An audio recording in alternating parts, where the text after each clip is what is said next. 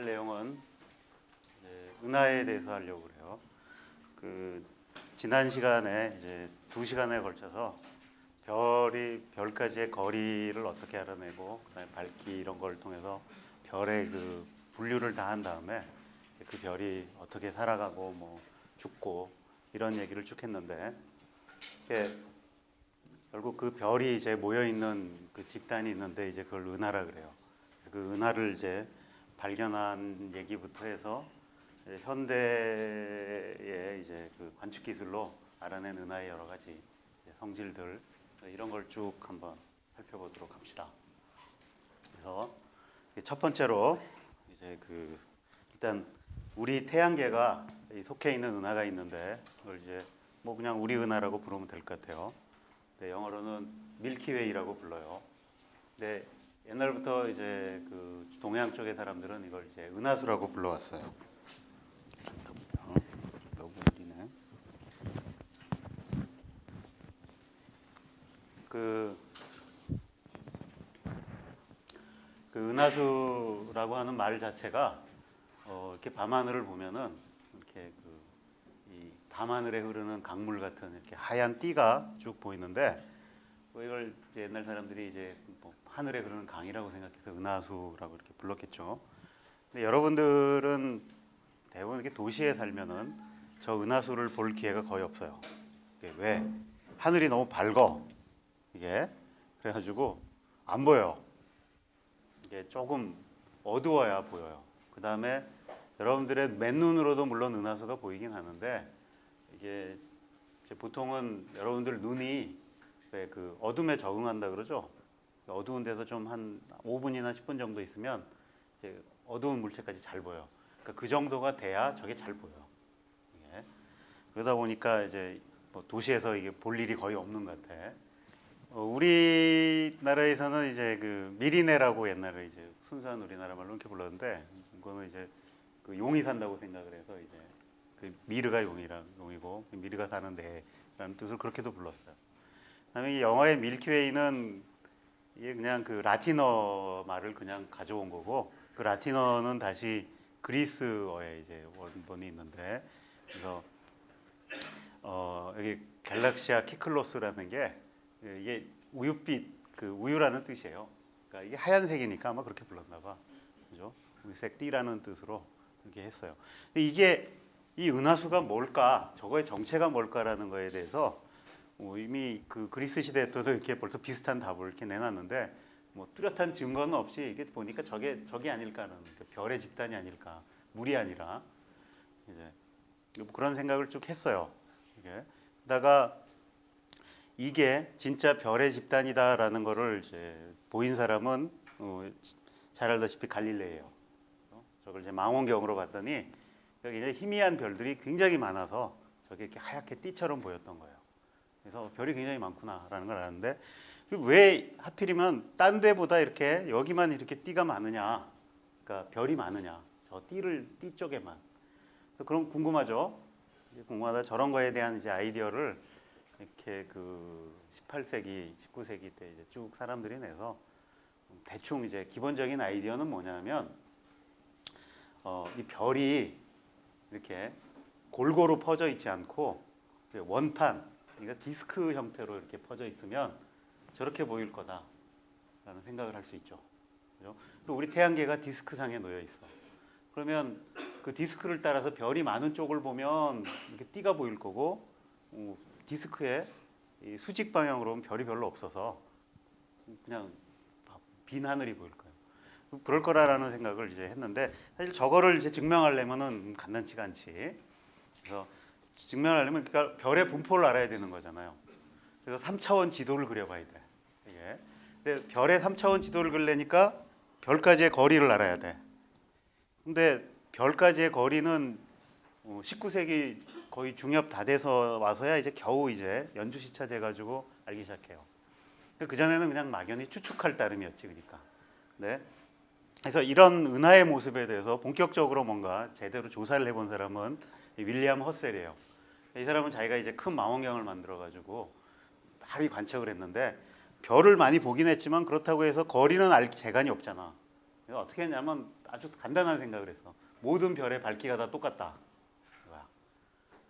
근데 그래도 크게 틀리진 않아요, 사실. 그러니까 대신에 이제 그 눈으로 보기에는 밝기가 다 다르니까 이게 거리가 어두운 별은 거리가 멀고 밝은 별은 거리가 가깝다라고 생각해서 이게 분포를 그려볼 수 있겠지. 그래서 이 허셀이 이제 1785년에 그때까지 자기가 관측해서 모아온 별 자료를 다 해가지고 이게 별의 분포를 그려봤더니 이렇게 나왔어요. 여기가 태양이야. 태양을 중심으로 대충 이렇게 디스크 형태로, 이렇게 원반 형태로 존재한다라는 건 이제 알아냈어요. 그 여전히 이제 태양계가 중심이긴 했어. 이게. 그래서 이런 모양일 거다라는 생각이 거의 20세기 때까지도 와요. 그러니까 이게 디스크 형태로 퍼져 있어서 우리 은하수 띠처럼 보인다라는 거는 이제 다 이해를 했어. 그렇지만 여전히 20세기가 될 때까지도 태양이 우리 우주의, 그러니까 은하의 중심에 있다고 생각을 했어요. 근데 지금 보니까 잘못 알은 거야, 이게. 근데 왜 잘못 알았느냐? 이건 별을만 봐가지고 했기 때문에 그래요. 근데 별을 보면 왜 저런 결론에 이르냐면 멀리 있는 별이 안 보여. 그러니까 우리가 맨눈으로 볼 수 있는 별은 뭐 한 3, 4천 개에서 5천 개 사이라 그러고 망원경 쓰면은 그보다 훨씬 많이 보긴 보는데 여전히 그 우리 은하의 중심 쪽에 멀리 있는 별들은 안 보여요. 왜? 그 우리 은하에 먼지가 많아. 그래서 이 먼지 때문에 빛이 가려서 그 멀리 있는 게 별빛이 안 보여요. 그 지금은 어떻게 생각하냐면 이렇게 생각하고 있어요. 이게 이제 이 원판이야. 별들이 있는 원판이고 이 원판에 여기서부터 여기까지가 대략 10만 광년쯤 되리라고 생각하고 있어요. 예. 그다음에 이 우리 은하의 중심에는 별들이 좀 더 많은 지역이 있어요. 이걸 이제 벌지라고 불러요. 여기는 별이 많이 만들어지는 지역이기도 하고, 그다음에 이 주변에 이렇게 그 별들의 집단, 성단이라고 불렀죠. 그러니까 구상 성단이 이렇게 다 분포를 하고 있어요.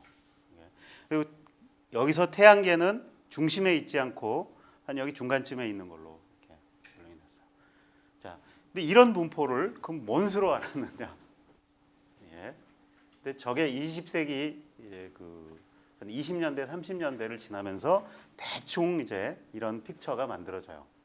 저 픽처를 만들기 위해서 제일 관건은 그러니까 내가 우리 은하의 중심까지 거리가 얼마인지 알아야 되고 그 다음에 나머지 분포가 이런 것들이 어떻게 되어 있는지를 알아야 되는데 역시 제일 어려운 문제는 거리를 알아내는 거예요. 근데 그 어려운 문제를 풀지 않고서는 저게 어떻게 생겼는지라는 실질적인 걸 알아내기 힘든데, 근데 다행히 그 20세기 이제 초로 넘어 들어갔을 때 그 연주시차로는 잴 수 없는 먼 거리까지의 거리를 잴 수 있는 방법을 찾아냈어요. 자, 그 얘기를 해봅시다. 자, 어떻게 그럼 거리를 아느냐? 아이디어는 굉장히 간단해요. 이게 이제 밝기 거리라는 거야. 밝기 거리의 아이디어는 뭐냐면 별이 있으면 그 별이 거리가 멀면 어두워질 거고 가까우면 밝을 거야. 어떻게? 거리의 제곱에 비례해서, 반비례해서, 그죠? 이게 그럼 내가 밝기를 아는 별이 있으면 그 겉보기 밝기를 재면 그 비율로부터 거리의 제곱을 알아낼 수가 있지, 그죠? 그럼 내가 거리를 알 수 있다 이거야, 밝기 재가지고. 자, 이 방법의 가장 큰 문제는 뭐냐면 절대 밝기를 아는 별이 있어야지. 이게 별 하나 봤는데 저게 어두워. 근데 이게 원래 어두운 건지 멀리 있어서 어두운 건지 알 길이 없잖아, 그죠? 그래서 절대 밝기를 아는 별이 있으면 저게 굉장히 좋은 방법인데 이게 있느냐라는 거지. 근데 이렇게 절대 밝기를 아는 천체를 이제 표준 촛불이라고 불러요. 그러니까 그런 걸 찾아내면 내가 그 겉보기 밝기를 재면 거리를 다 알 수 있는 거야. 그래서 저걸 찾아내야 되는데 그걸 찾아내는데 성공을 했어요. 그런 천체가 있다라는 거지. 우리가 절대 밝기를 알 수 있는 천체. 근데 지금은 꽤 많이 알아요. 여기 있는 것들이 이제 그 알려져 있는 이제 이 표준 촛불들이에요. 예, 그래서 이 세페이드 변광성이라는 게 있고, 그다음에 RRI어라는 게 있고, 그다음에 1A형 초신성도 된다. 우리가 좀 더 밝은 이게, 근데 이런 거가 이제 좋은 그 거리를 재는 도구가 되려면 될 수 있도록 밝아야겠지, 그죠? 그래야 멀리서까지 보일 거 아니야. 그래서 그런 것들인데 이제 이런 것들은 굉장히 밝으니까 지금 이제 이게 가장 멀리 있는 건데까지 거리를 정확하게 재는데 쓰이는 표준 촛불이에요. 이 원A형, 1A형 초신성에 대해서는 나중에 우리가 우주론을 하면서 또 한번 저게 이제 유용하게 이제 쓰일 거예요. 네, 지금 하려고 하는 얘기는 이제 이 세페이드 변광성 얘기예요. 이 세페이드 변광성이 표준 촛불이 된다라는 것을 찾아낸 분이 여기 계신 이분이에요. 헨리에타 리빗이라는. 우리가 지지난 시간에 이제 별에 분류할 때 그 별의 그 스펙트럼형 분류를 했죠. 그래서 오 비어 파인 걸 키스미 이거 배웠잖아. 그게 별의 온도에 의해서 결정된다는. 그 스펙트럼 분류를 했던 분이 애니 점프 캐논이라는 분이었는데 이분은 동료야. 그러니까 같은 그 하버드 연구 옵서버터리에서 일을 했던 여기 있는 많은 여자분들, 그러니까 이분들이 이제 그 직업이 이제 컴퓨터였어요. 예, 컴퓨터라고 불렀어. 계산하는 거지 이제. 그다음에 중요한 일이 이제 천문 연구소니까 그 사진, 그때 이제 사진 많이 찍어서 다 사진을 가지고 연구를 했으니까 사진을 분석하는 거예요. 예. 이분이 한 일이 뭐냐면 여기 이게 이분이 쓴 논문이야. 1910년쯤에 나왔나? 근데 하여튼 그 논문의 이제 제목을 보시면 자, 1777 Variables in the Magellanic Cloud 이렇게 있어요. 자, Variables라는 건 변광성이라는 뜻이야. 그러니까 별 중에서 밝기가 변해요는 별을 얘기해요. 그러니까 별 중에 이제 밝기가 일정한 별이 있는가 하면 주기적으로 밝기가 변하는 별이 있어요. 근데 그걸 연구한 거지. 밝기가 변한다라는 걸 알려면 어떻게 하느냐? 열심히 관찰을 해야 돼, 매일같이. 보통 그 여기 나온 이 세페이드 변광성 같은 경우에는 밝기가 변하는 게 며칠에서 몇 달까지 가요. 그럼 그게 밝기를 계속 하려면 매일같이 사진을 찍어보는 거야. 그래서 밝기 변하는 거를 계속 기록을 하고 그럼 주기가 며칠로 얘가 밝기가 바뀐다. 그리고 그때 밝기는 어떻게 된다라는 걸 다 조사를 하는 거죠. 그다음에 마젤라닉 클라우드라고 하는 건 우리 은하에 딸려 있는 이제 위성 은하 같은 거예요. 예. 그래서 거기에 있는 이제 변광성들을 찾아서 연구를 한 거지. 몇 개? 1777개. 그래서 1777개를 연구하려면 그럼 사진을 몇 장쯤 봐야 되겠어? 예. 기본적으로 몇만 장은 봐야 되겠지. 그지? 그거를 계속 분석하고 앉아 있는 거지, 이제. 정말 이 한 자리에 오래 앉아 있을 수 있는 이 엉덩이가 튼튼한 사람이 할 수 있는 일이에요. 그래서 이분이 그걸 해가지고 이제 뭘 알아냈냐면, 자, 이 세페이드 변광성은 이제 이런 내용을 알아냈어요. 이 변광성이 일정한 간격으로 주기가 이렇게 변하는데, 이 주기하고 그다음에 절대 밝기하고 비례한다라는 사실을 알아냈어요. 그러니까 주기가 긴 놈은 더 밝은 거야. 짧은 놈은 어둡고. 그러면 얘는 내가 주기를 재면 밝기를 알 수 있다는 얘기지. 그러니까 주기하고 밝기하고 비례하니까. 근데 물론 이제 하나는 해결을 해야 돼. 그러니까 비율만 알지 그 비례 상수를 모르잖아. 비례 상수를 결정을 해야 돼요. 비례 상수를 결정하려면 어떻게 되냐면 이미 거리를 알고 있는 거 하나는 있어야 돼, 적어도. 그러니까 이 세페이드 변광성도 그러니까 이 방법이 통하려면 그러니까 연주 시차 같은 걸로 내가 거리를 아는 세페이드 변광성이 있어야 돼요. 당연히 있어요. 그러니까 그런 걸 이제 그러니까 내가 연주 시차로 거리를 재는 거하고 저 밝기 거리죠. 세페이드 변광성을 내는 거고 공통적으로 이렇게 교집합이 되는 놈들이 있어야 돼. 이걸 이어붙이는 거예요. 그래서 이제 이런 그 천문학에서 이런 식으로 천체의 거리를 이렇게 새로운 방법들, 여러 가지 방법들을 조각조각 중간중간에 이어붙여서 하는 걸 이제 이 거리 사다리라고 불러요. 그래서 먼 데까지 가는 거야.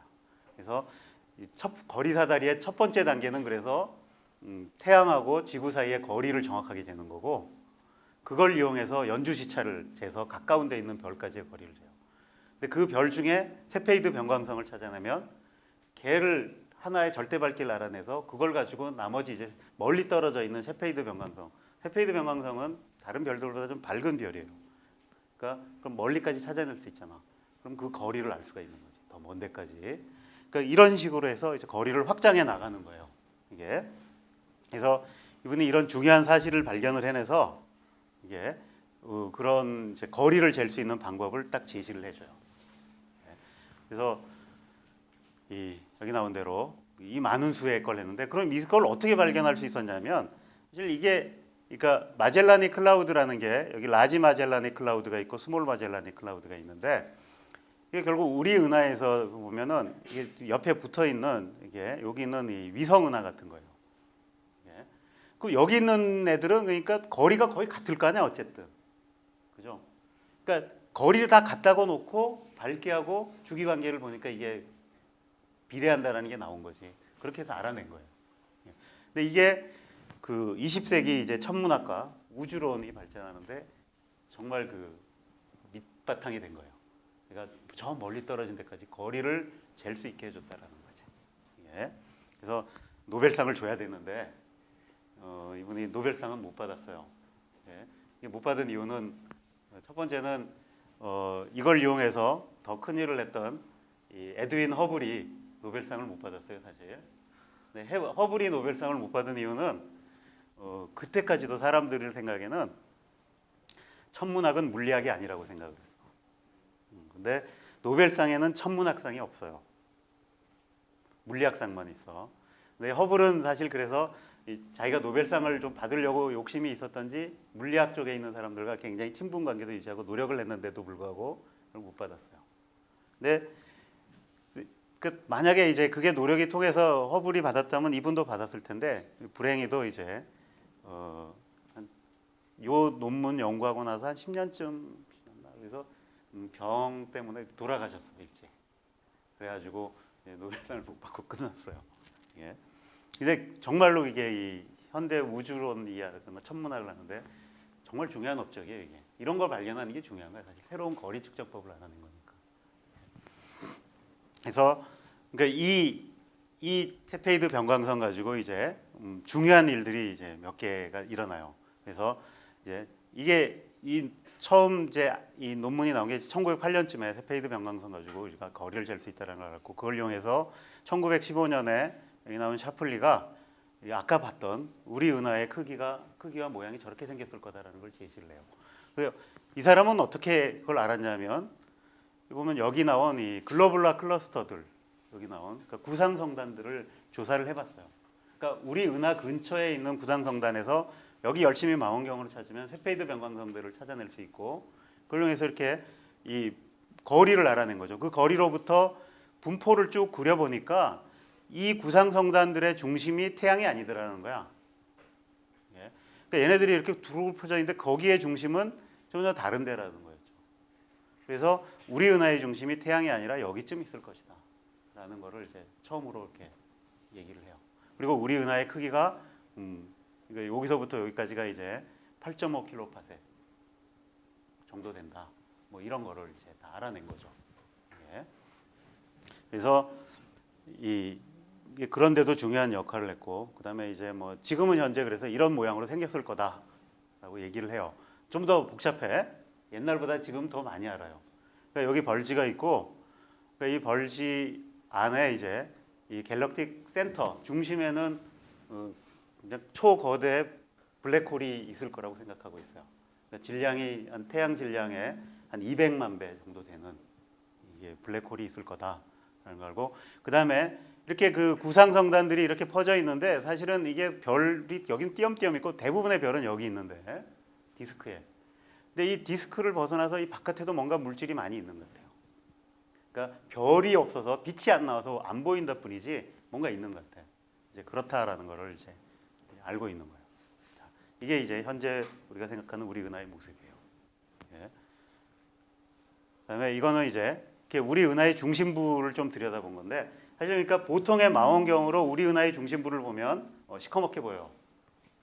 그러니까 먼지에 가려서, 그러니까 우리 눈에 보이는 이 가시광선은 투과력이 약해요. 그러니까 먼지나 수증기가 있으면 약해져요. 이게. 근데 이걸 보려면 다행히 이런 건 돼요. 그러니까 그런 걸 잘 투과하는 애들, 그러니까 전파, 그다음에 X선, 적외선 이런 걸 통해서 보면 우리 은하의 중심이 보여요.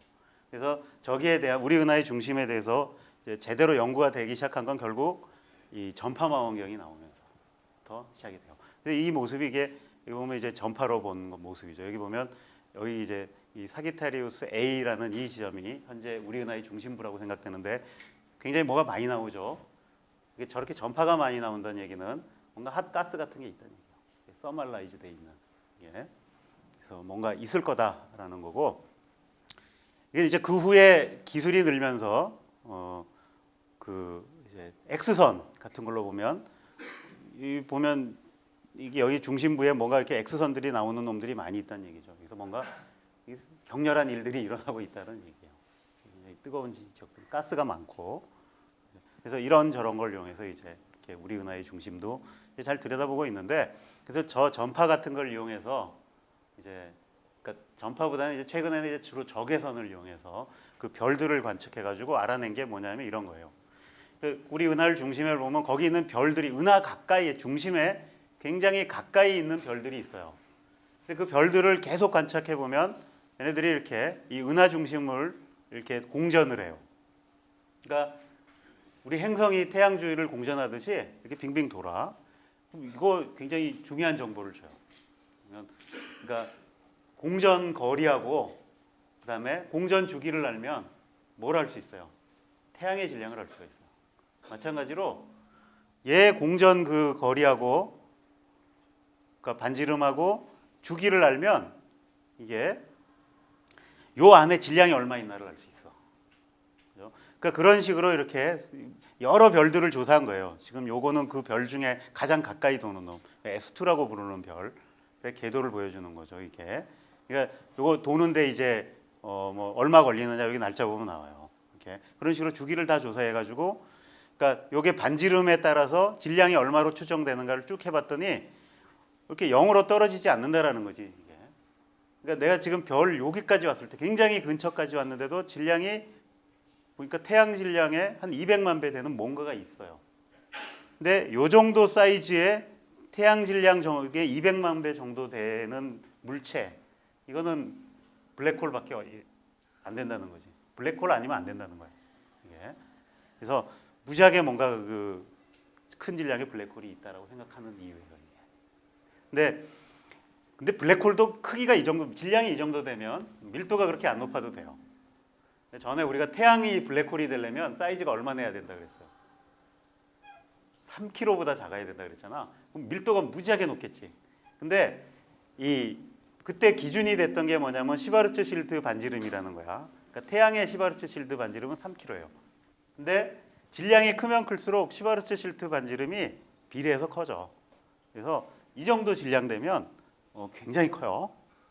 그래서 밀도가 물의 밀도보다 작아도 돼. 이게 그래도 블랙홀이 돼요.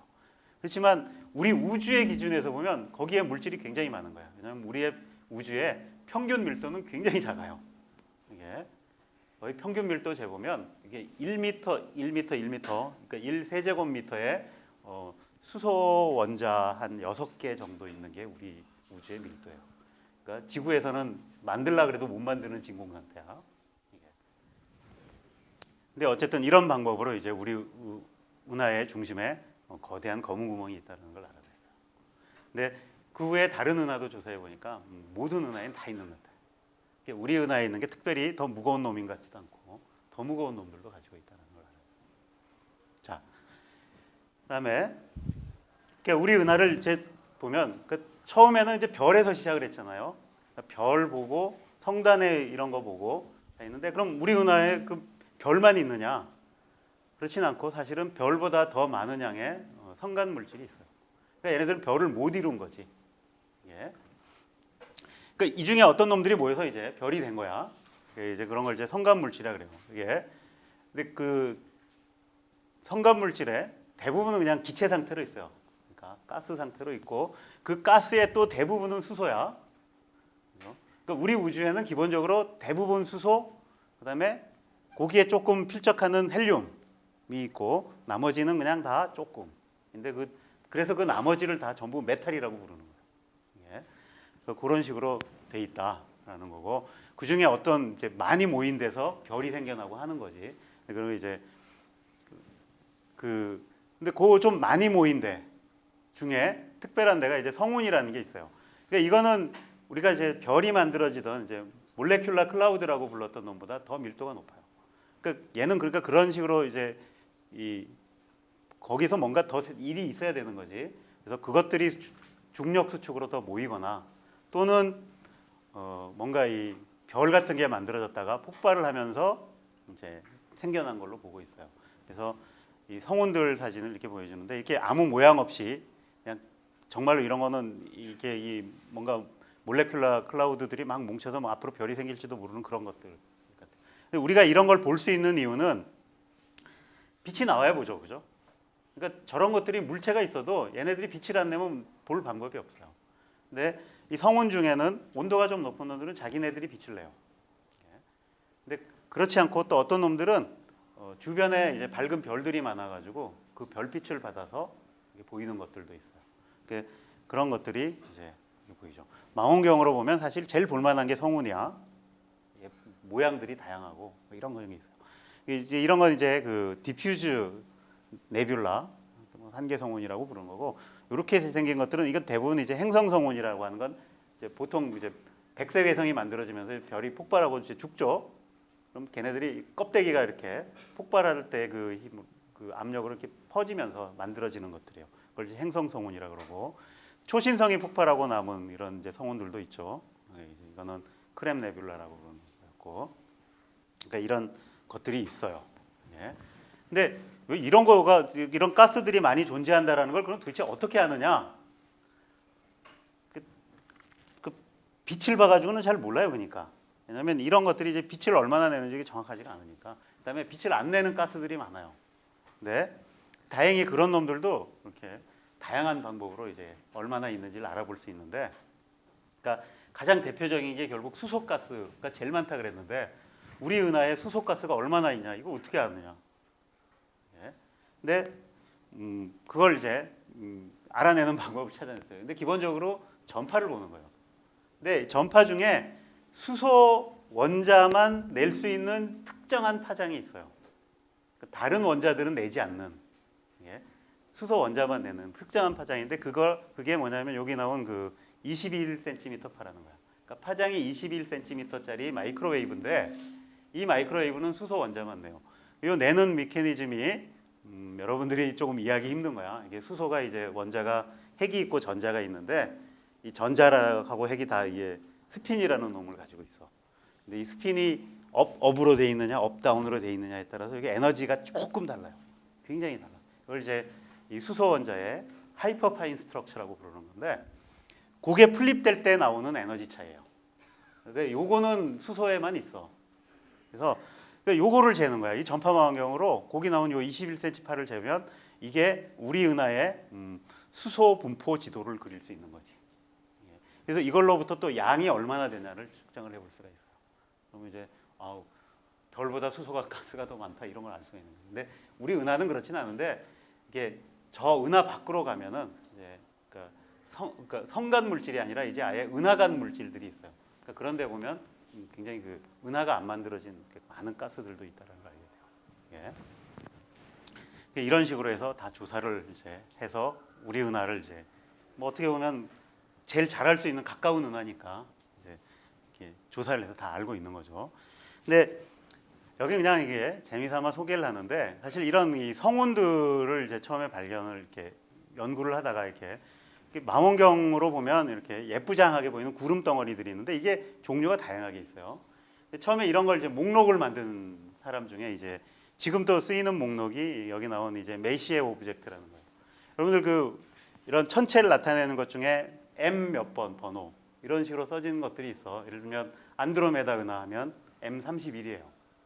그러니까 그렇게 기호를 나타내댔어요. 그래서 이 목록을 만든 사람이 이게 여기 나온 이 샤를 메시에인데 이 사람은 이 목록을 왜 만들었냐면 성운에 대해서 연구하려고 만든 게 아니라 사실 이 사람은 해성을 찾아내려고 했던 사람이에요. 근데 그때 당시에는 해성을 하나 발견하는 게 이제 자기의 그 명성을 얻는데 큰 도움이 되는 거였기 때문에 그다음에 새로 나타나는 사람들이 관심이 많으니까. 근데 해성을 찾는데 해성 비스무리한데 해성이 아닌 것들, 그러니까 낚일 수 있는 물체들, 해성인 걸로. 그러니까 그런 것들에 대해서 실수를 하니까 요건 해성이 아니다 라는 목록을 만든 거야. 그러니까 그게 이제 시작이에요. 그래서 이제 최종적으로는 110개의 이런 이제 그 해성 비슷한 물체의 목록을 만들었어요. 근데 그 중에는 지금 봐서 보니까 이제 진짜로 그 성운, 구름이 있고, 구름이 아니라 은하도 있어요. 은하 모양, 이게 나선 성운이라고 부르는데, 나중에 봤더니 저게 우리 은하 내에 있는 구름이 아니고 우리 은하 밖에 있는 또 다른 별의 집단이다라는 걸 알았죠. 이때 당시에는 몰랐지, 그러니까. 네. 근데 지금은 이제 여러분들 이런 목록들이인데 그 가까이 있는 우리 은하 각 주변에 있는 천체들 목록에 M 번호가 있고, 그거보다 더 많은 게 이제 그 NGC라고 해서 번호가 붙어 있는 것들이 있을 거예요. 그거는 NGC는 뭘까? 근데 허탈하게도 그거 이름은 그냥 뉴 제너럴 카탈로그야. 그러니까 새로운 물체 목록이야, 그냥. 그런 식으로 이렇게 목록을 만들어. 그거는 이제 몇천 개 되지. 자, 근데 우리 은하에서 이건 나중에 다시 한번 나오겠지만, 그러니까 망원경으로 봤을 때는 별이 있는 디스크가 우리 은하에 다라고 생각을 했어요. 이게. 근데 그 이후에 이제 디스크보다 바깥에 별들이 띄엄띄엄 몇 개씩 있어요. 구상성단도 있고. 그러니까 그런 놈들인 우리 은하를 중심으로 이렇게 공전을 해요. 그럼 똑같이 얘네들도 내가 케플러 법칙을 적용하면 그 공전하는 궤도 안에 있는 물질의 양, 질량이 얼마나 되나를 추정할 수 있겠지. 그래서 그렇게 해서 그럼 공전 궤도의 속도를 알아내면 그게 꼭 물질의 양하고 관계돼요. 그래서 그런 걸 그려보는 거를 이제 이 로테이션 커브라 그러는데, 내가 이 로테이션 커브를 그려보면 그러니까 그 안에 이제 물질 분포가 어떻게 되냐를 아는 거지. 근데 우리 디스크 안에 있는 물질이, 그러니까 별이 우리 은하에 다다라고 생각하면 그 별 바깥으로 나가면 이제 어떻게 되겠어요? 질량이 더 안 늘어나겠지. 그러면 공전 속도가 이 루트 r분의 1로 떨어져야 돼요.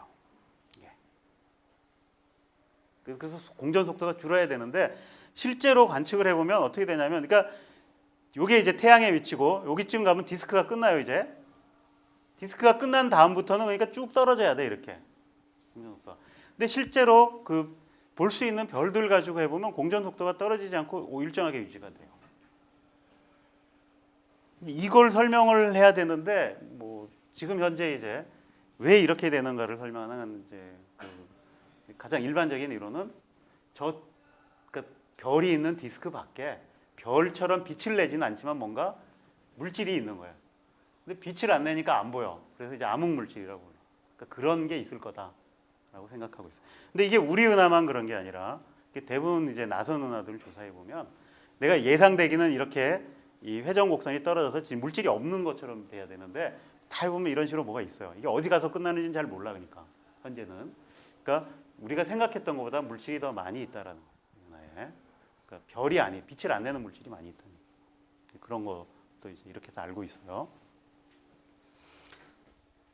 자, 이제 우리 은하 얘기는 이제 이 정도 하고 우리 은하 밖에 있는 은하 얘기를 해봅시다. 이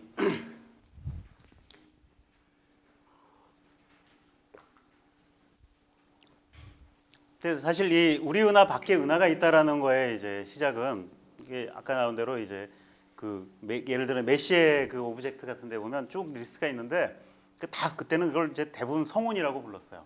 근데 그 성운 중에 마구 모양이 뭐 엉망으로 생긴 놈이 있는가 하면 잘생긴 애들도 있어. 동글동글하게. 근데 이게 그런 게 그거의 정체가 뭐냐. 그러니까 저 성운의 정체가 뭐냐 라는 거를 따지다가 1920년대 두 그룹으로 크게 나눴어요. 그게 근데 문제는 그 놈의 성운까지의 거리만 알면 우리가 쉽게 결론을 내릴 텐데 거리를 모르니까. 그래서 그 중에 이제 가장 큰 논쟁이 됐던 게 여기 나온 이 이제 안드로메다 성운이에요. 그러니까 그때까지는 성운이라고 불렀어. 안드로메다 성운인데 저 안드로메다 성운이 우리 은하 안에 있는 구름 덩어리냐, 우리 은하 밖에 있는 또 다른 은하냐를 가지고 이제 논쟁이 붙는데, 구름은 아니라는 걸 금방 알았어요. 망원경으로 보면 여기 별들이 많거든. 이게 별의 집단이라는 건 아는 거야. 그러니까 그럼 저게 우리 은하 안에 있는 성단 같은 거냐, 우리 은하 밖에 있느냐를 이제 결론을 내야 되는데, 그래서 1920년대 이제 천문학계 이게 대논쟁이 있었어요. 이 안드로메다 은하가 우리 은하 안에 있는 조그만 별의 집단이냐, 우리 은하 밖에 있는 우리 은하만한 또 다른 은하냐를 가지고 크게 이제 여기 나오는 이 샤플리라는 사람과 커티스라는 사람이 이렇게 한판 붙어요. 그래서 그걸 지지하는 사람들끼리 모여서 이렇게 논문 다 따로따로 내 가지고 막 이게 한 1, 2년 이제 가죠 이제. 그러다 여기에 이 논란에 이제 종지부를 찍은 사람이 여기 있는 이제 이 에드윈 허블이라는 사람이에요. 그러니까 이 사람은 여기 나온 이 윌슨산에 있는 이 100인치 망원경을 사용해서 이 안드로메다 은하를 열심히 뒤적뒤적 해가지고 세페이드 변광성을 찾아내요. 여러 개를 찾아내요. 그래서 세페이드 변광성을 가지고 내가 거리를 잴 수 있잖아요. 거리를 재봤더니 그 거리가 생각한 것보다 훨씬 멀더라 하는 거예요. 이게 지금은 안드로메다 은하까지의 거리가 250만 광년 떨어져 있다라고 알고 있는데 처음에 이 사람이 했던 거는 이거보다 훨씬 작게 나왔어요. 뭔가 잘못한 거지. 그렇지만 여전히 우리 은하보단 커요. 훨씬 커서 이게 우리 은하 밖에 있는 거다라는 걸 알아낸 거지. 근데 이제 거리를 잘못 잰 이유는 나중에 알고 봤더니 세페이드 변광성도 두 종류가 있다라는 거를. 캘리브레이션은 이제 우리 은하 안에 있는 이제 덜 밝은 걸로 하고 저기서 발견된 것들은 그보다 더 밝은 세페이드. 하여튼 그런 건 그런 거고. 그래서 이걸 이용해서 드디어 이제 우리 은하 밖에 외부 은하가 있다라는 걸 이제 알아낸 거죠. 근데 물론 이 사람은 이제 이 은하 말고도 그러니까 이게 외부 은하니까 다른 것들도 다 외부 은하일 때 이렇게 생긴 놈들은 다 외부 은하일 가능성이 많은 거지. 그 외부 은하들을 다 조사해 가지고 거기서 또 열심히 세페이드 변광성들을 찾아내요. 그래서 거리 재고 그다음에 또 이제 나중에 보면 레드시프트라는 걸 재요. 적색 편의를 재서 이 발견보다 훨씬 더 중요한 발견을 해내요. 그게 이제 저 은하들이 전부 다 멀어지고 있다라는 사실을 발견하게 돼요. 그 얘기는 나중에 하기로 하고 그래서 이제 이 처음으로 이제 확인된 외부 은하예요. 이 안드로메다 은하도 잘 보면 여기 작은 점들이 있죠. 여기 요것도 은하예요. 이게 그 이제 안드로메다 은하의 위성 은하야. 그러니까 얘네들은 안드로메다 은하를 주기를 돌아요. 이렇게. 우리 은하도 위성 은하가 여러 개 있어요.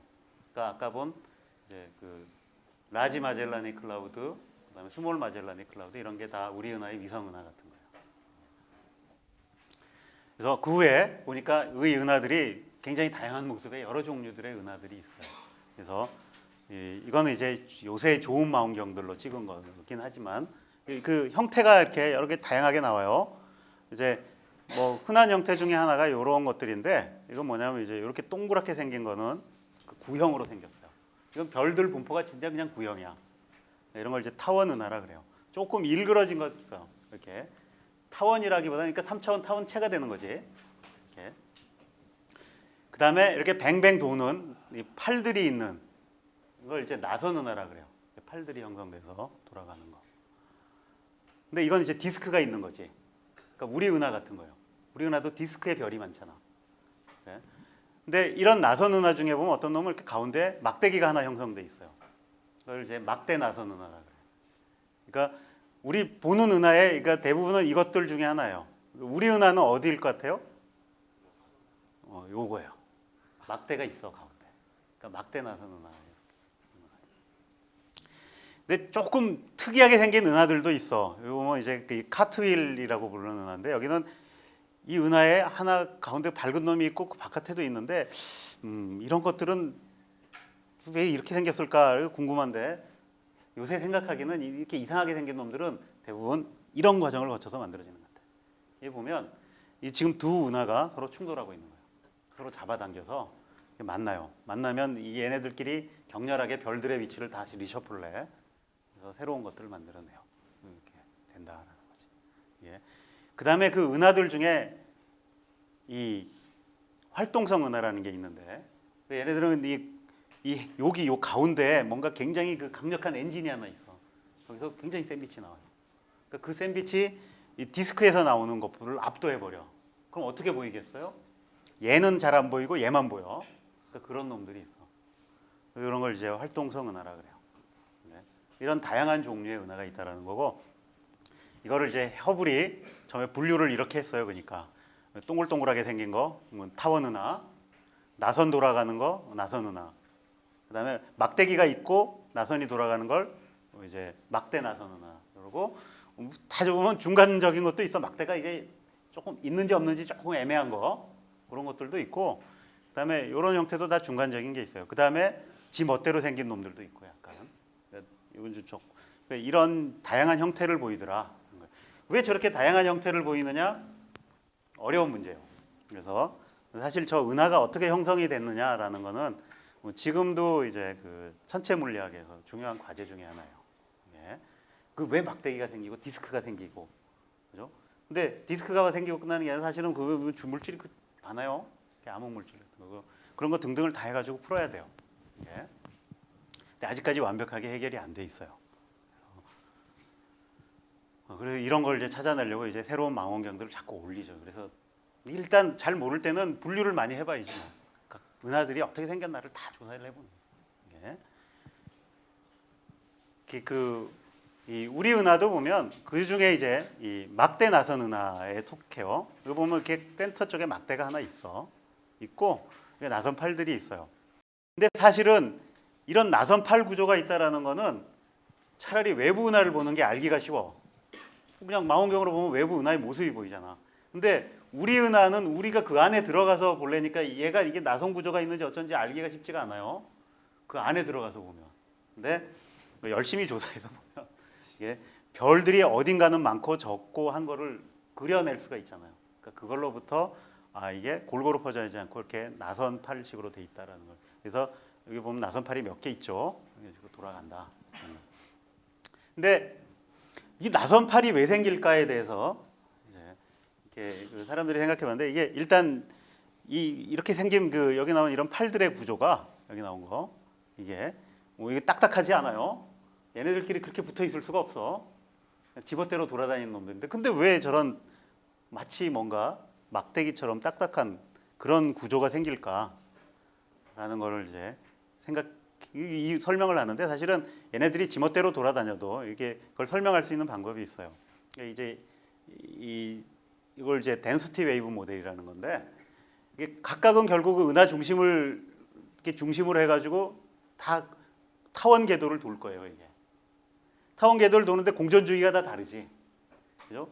그럼 지멋대로 돌다 보면 이게 어느 순간에 이렇게 뭉쳐서 막 돌아가요. 돌아가다 보면 어디에는 이게 별들이 많이 모이는 데가 있어. 이게 나선팔들 같은 게 생기는 거죠. 그래서 이게 계속 바뀌는 거야. 그러니까 그대로 나선팔이 그대로 돌아가는 게 아니라는 거지. 그다음에 이런 그 은하들끼리도 이렇게 충돌을 하면서 뭔가 이제 합쳐지기도 하고 그래요. 지금 요거 보면 요 두 은하가 앞으로 합쳐질 것 같아 보이는 낌새가 보이는 것들이야. 여기 보면 여기 있는 놈들이 이제 서로 땡겨간다는 게 약간씩 이제 감지되는. 언젠가는 이런 일이 날 거예요. 그 언젠가가 이게 보통 이제 수억 년 흘러야 돼. 지금 요거는 아까 그 보여줬던 이제 이건 안 보였나? 헐플 그 갤럭시인데 여기 이게 위성 은하 같은 거예요. 그러니까 위성 은하가 돌다가 결국 서서히 얘한테 잡혀 들어가는 거지 이제 이런 걸 보여주는 거고 이거는 이제 이미 충돌이 이제 제대로 일어나가지고 그러니까 훅 하고 여기 꼬리가 생기는 이런 거 여기 그러니까 이런 일이 생각보다 뭐 잘 일어난다는 거죠. 은하끼리 충돌해서 이런 은하가 충돌하면 뭐 여러 가지 재미있는 현상들이 많이 일어나서 이제 그런 걸 이제 많이 연구하고 있죠.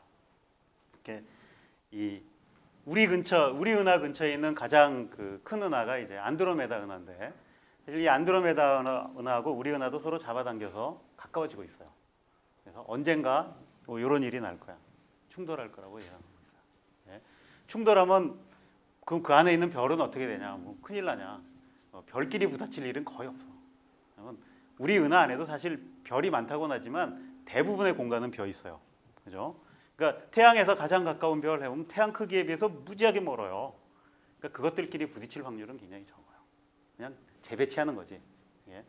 그렇지만 그 안에 있는 가스 같은 거는 영향을 많이 받을 수 있어요. 그럼 이것들이 부딪히면서 새로운 별들이 많이 생기거나 이럴 수는 있지. 이제.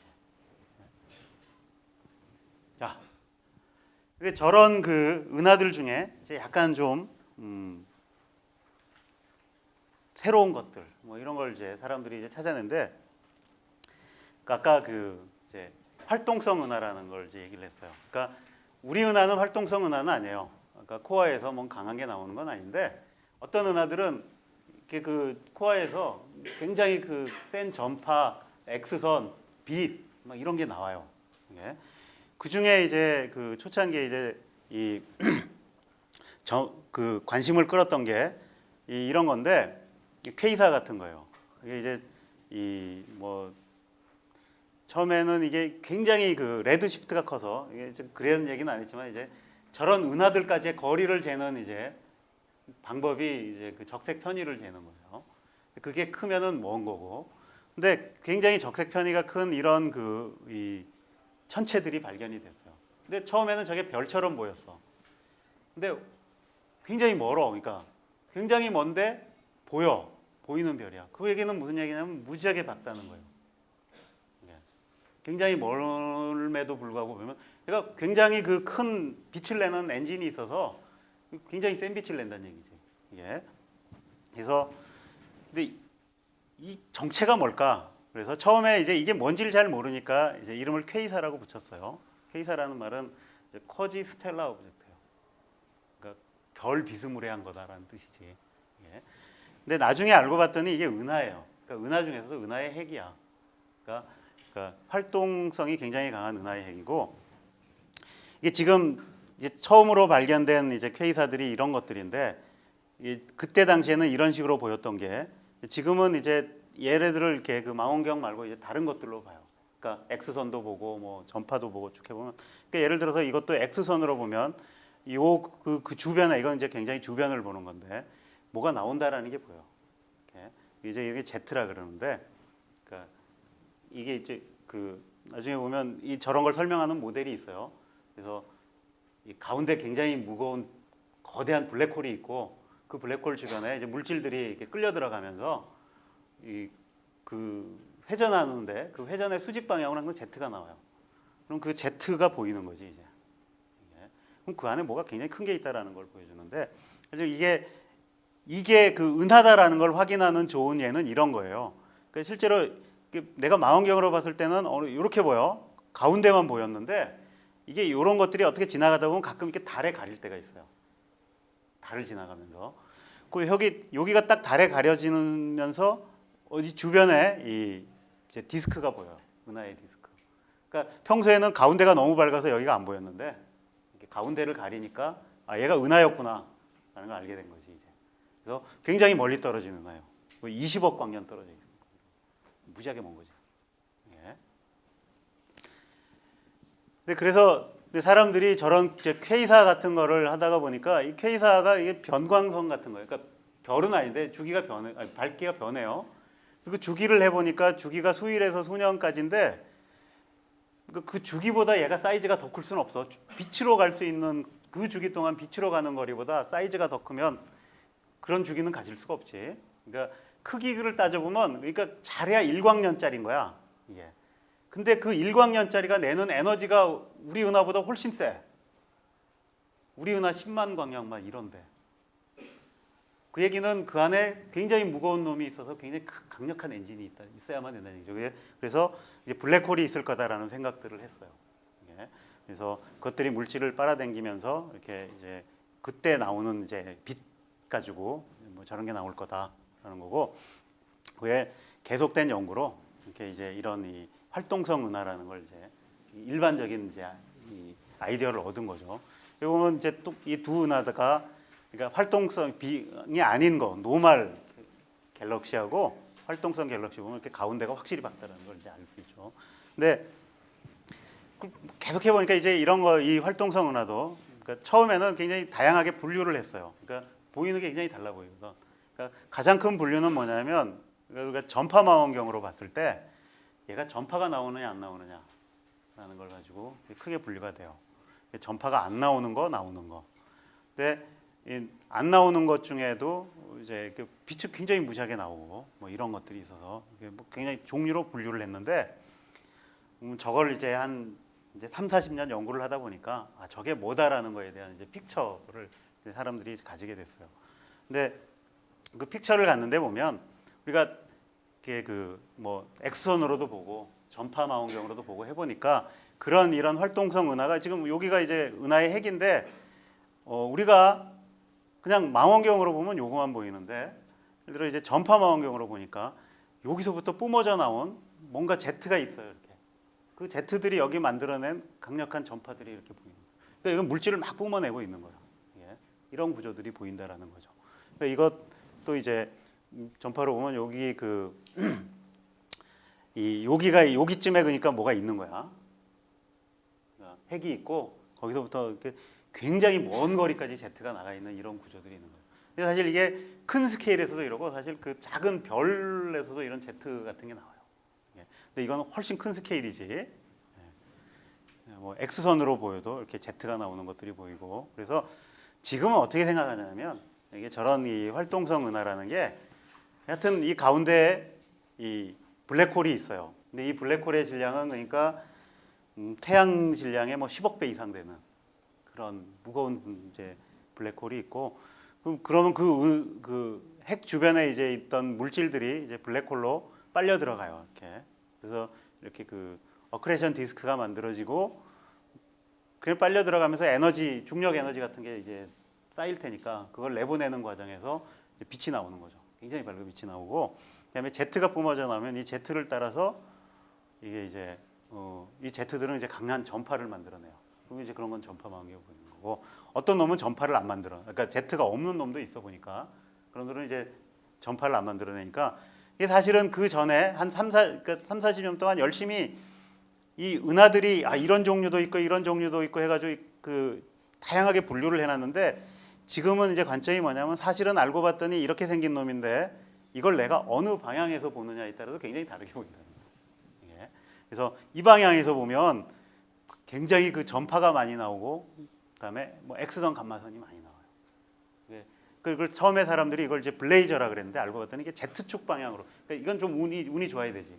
놓이는데 내가 하필 우리 지구가 저 은하에 Z가 나오는 방향에 걸리면 이렇게 보이는 거고, 그러니까 Z가 없는 놈은 이제 K사 같이 보이는 거고, 이렇게 뭐 이런 식으로 되더라라는 걸 이제 설명을 하는 거예요.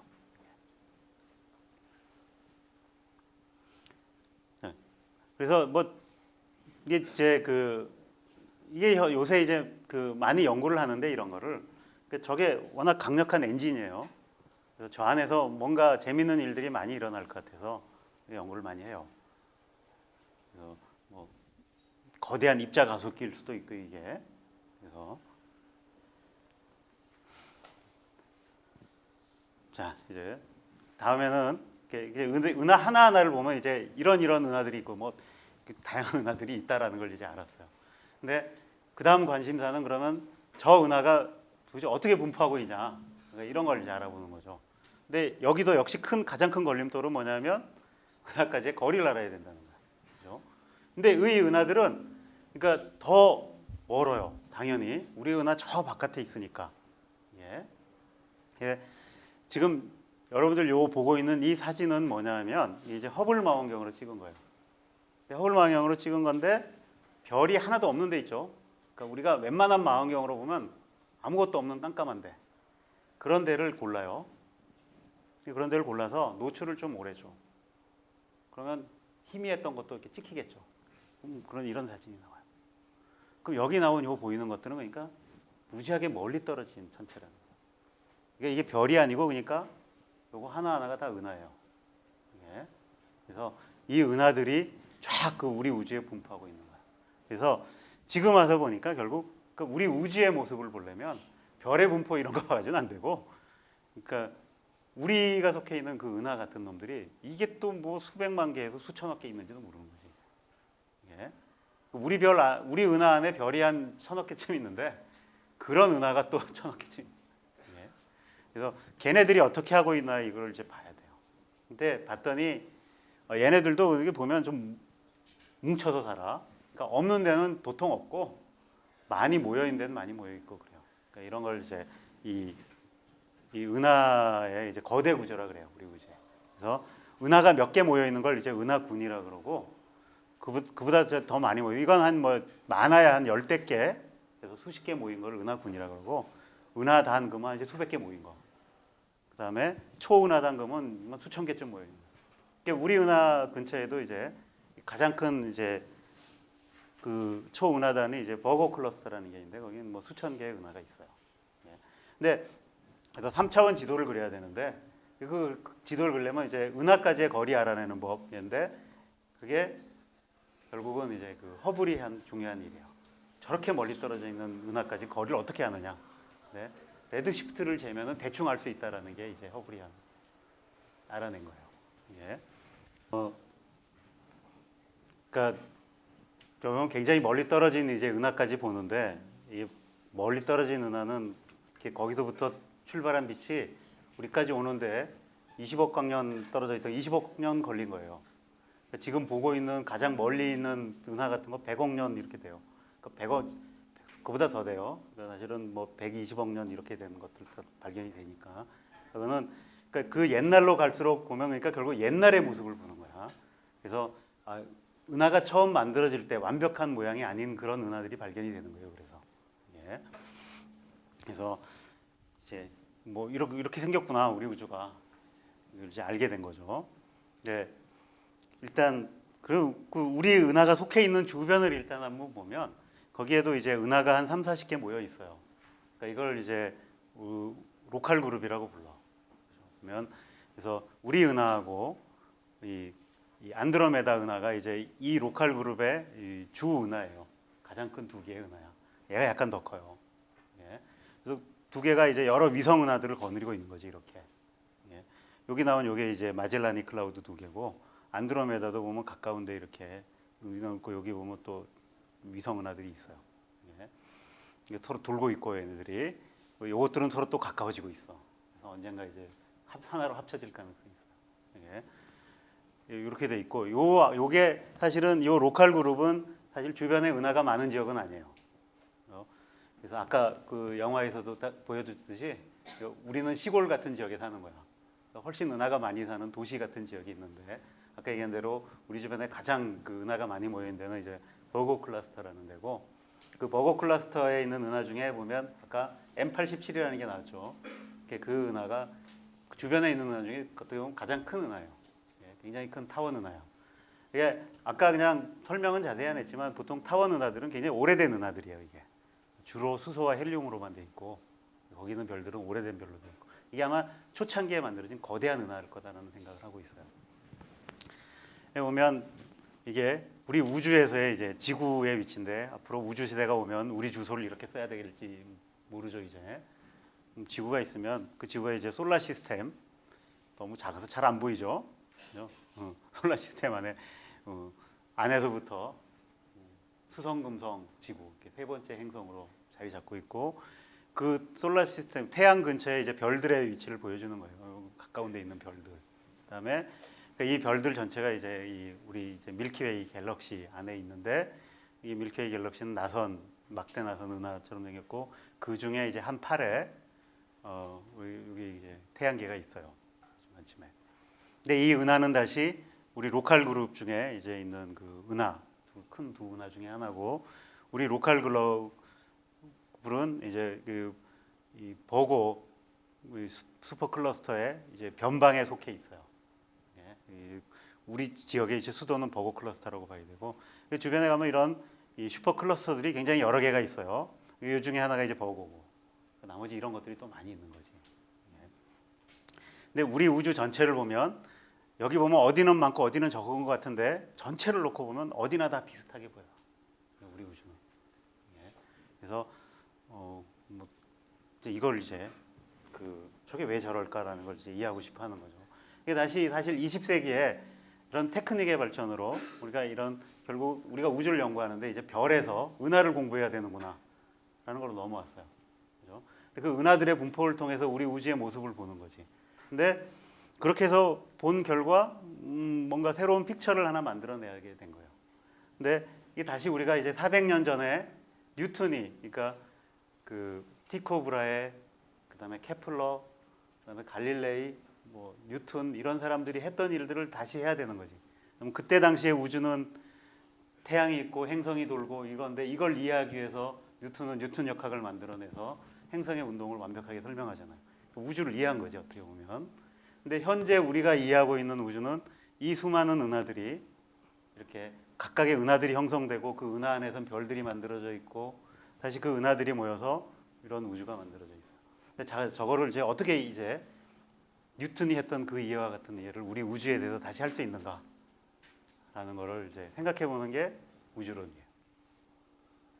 근데 놀랍게도 이제 지난 그 20세기에 그 100년 동안 우리는 저 우주를 이해하는 새로운 픽처를 만들어냈어요. 그러니까 뉴턴이 태양계를 이해하듯이 우리 우주를 이해할 수 있는 그러니까 새로운 뉴턴 방정식이라는 새로운 방정식, 아인슈타인 방정식을 통해서 우리 우주의 물질을 통해서 우리 우주가 왜 현재와 같은 모습을 가지게 됐는가에 대한 대강의 이해를 가지게 된 거예요. 네. 그래서 앞으로 남은 3시간 동안에는 이제 그걸 바탕으로 우리 우주에 대해서 저걸 어떻게 이해해야 되는가라는 걸 이제 할 거예요. 근데 이게 하는데 문제가 뭐냐면 이제 이걸 여러분 이제 강의도 해보고 대중 강연도 하고 해봤는데 그 이해를 위해서는 넘어가야 될 큰 산이 2개가 있어. 그 2산이 이게 참 일반인들에게는 난감한 산이야. 근데 그거를 잘 이해를 못하면 완벽하게 이해하기가 힘들어요. 첫 번째 산이 뭐냐? 일반 상대성 이론을 알아야 된다는 거야.